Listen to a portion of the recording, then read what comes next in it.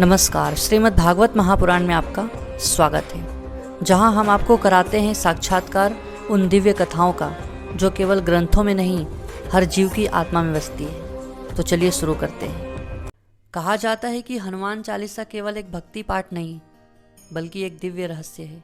एक ऐसा रहस्य जिसे समझना हर किसी के बस की बात नहीं, लेकिन एक बार जिसने इसे समझ लिया, उसका जीवन बदल गया।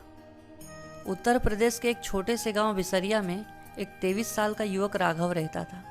पढ़ाई में होशियार, लेकिन भाग्य से हमेशा हारा हुआ। नौकरी नहीं मिल रही थी, रिश्तेदार ताने मारते और माँ की तबीयत भी बिगड़ती जा रही थी। एक दिन राघव गांव के पुराने मंदिर में शांति ढूंढने गया। वहाँ के पुजारी ने उसे देखा और कहा, बेटा हनुमान चालीसा पढ़ा है कभी? पूरे भाव से राघव ने कहा, हाँ कभी कभी पढ़ लेता हूँ। पुजारी जी ने कहा कि हनुमान चालीसा सिर्फ पढ़ने की चीज़ नहीं है, ये ब्रह्मांड का कोड है। इसमें वो शक्ति है जो भाग्य बदल सकती है, पर इसे सही समय और भाव से पढ़ना जरूरी है। पुजारी ने उसे एक चोटी की ओर इशारा किया, जहाँ एक 300 साल पुराना हनुमान मंदिर था, जो अब वीरान हो चुका था। अगर तुम हनुमान चालीसा 40 दिन तक वहाँ बैठकर सूर्योदय से पहले बिना रुके भावपूर्वक पढ़ो, तो जो तुम सोच भी नहीं सकते वो हो सकता है। राघव को लगा कि यह बस एक मानसिक संतुलन बनाने का तरीका है, लेकिन उसने ठान लिया, क्या पता यही आखिरी कोशिश मेरी जिंदगी बदल दे। राघव हर सुबह 4 बजे उठकर उस चोटी तक जाता।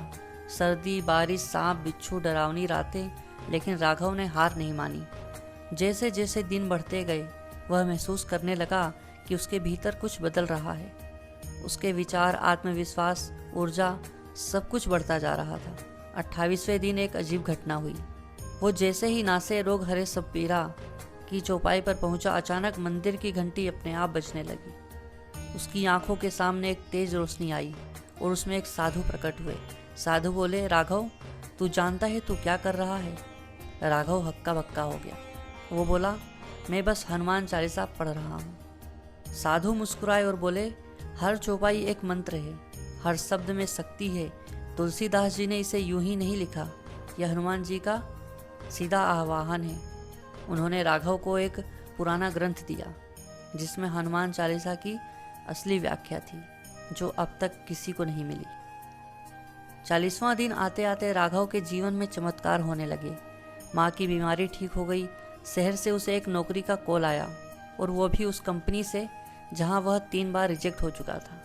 सबसे बड़ी बात, अब वह डरता नहीं था, अंदर से एक अलग शक्ति महसूस करता था। साधु ने बताया था, अष्ट सिद्धि और नवनिधि ये शब्द केवल प्रतीक नहीं, ब्रह्मांडीय शक्तियाँ हैं। जो यह पढ़े हनुमान चालीसा, इसका अर्थ है कि यह केवल पाठ नहीं, बल्कि एक उच्च ऊर्जा प्रक्रिया है।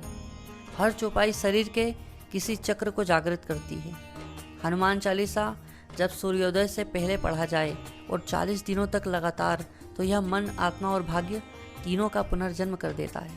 अब राघव एक सफल इंजीनियर है, लेकिन हर मंगलवार वो उसी पुराने मंदिर की सीढ़ियों पर बैठता है और फिर से वही चालीसा पढ़ता है।